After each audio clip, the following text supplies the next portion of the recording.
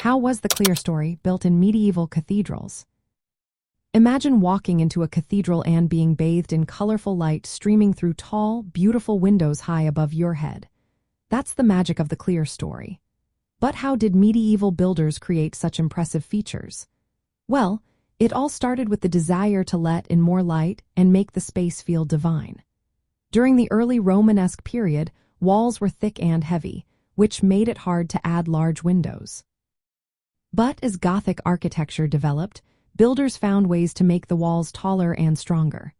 They used a technique called ribbed vaulting, which involved shaping stone ribs that supported the roof. These ribs transferred the weight outward and downward to external supports called flying buttresses. This meant the walls no longer had to carry all the weight, so they could be built taller and with bigger windows.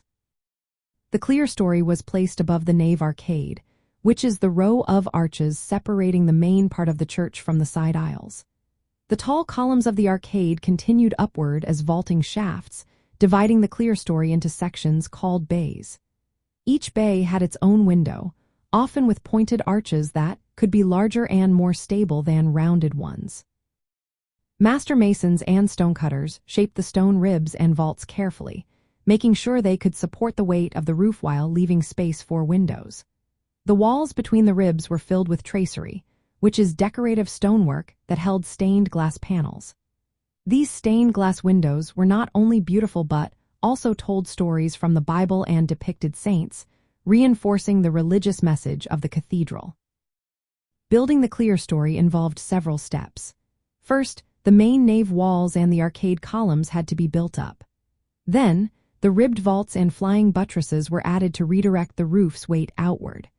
Next, the Clerestory walls were raised above the vaults, with vertical shafts aligned with the columns below. The window openings with pointed arches were cut into these walls, and tracery was added to hold the stained glass.